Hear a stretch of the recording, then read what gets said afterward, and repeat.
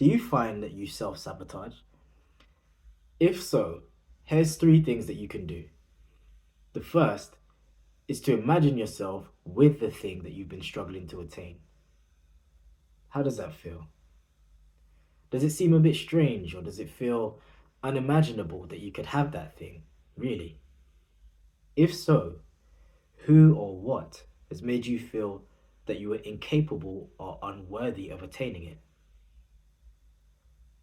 Sometimes we buy into stories about ourselves because we live through narratives.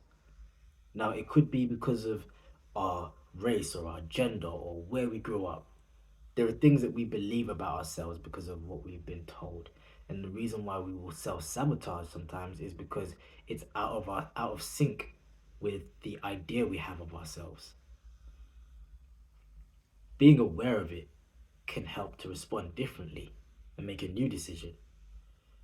Now, the second thing that you can do is to ask yourself what the practical use of your self-sabotage is. What are you achieving? What is the positive that you're getting out of this? Because you're getting something. A lot of times, even if it seems negative, the things that we do have a positive intention. And I'll give you an example. If I'm afraid of commitment, I may sabotage my relationships. It will seem like, oh, I can't get in the relationship. Every time it gets serious, I mess it up. But actually, the positive is that I don't have to commit. That was my intention all along, to not commit. So here are two questions then, with these 2 points so far. The first is this something that you really want, but you feel you shouldn't have? Or is this something that you feel you should have, but you don't really want?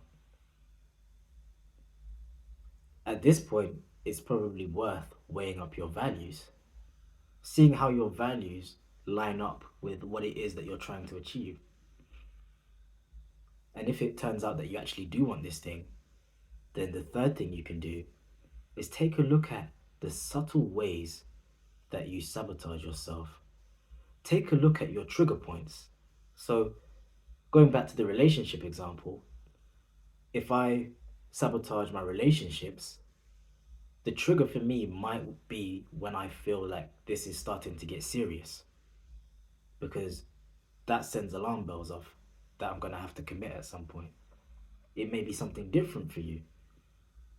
Take note of at what point you tend to sabotage and what are the subtle things you do. In addiction, there are things called seemingly unintentional decisions.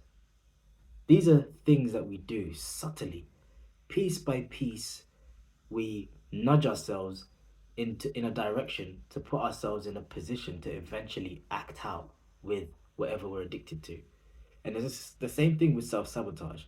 There are little things that you're doing to put yourself in that position. Something else that you could do is take a look at the little subtle things that you're not doing that would put you in a better position. These are just three things that you could do. There are more, but I hope that these are useful for you.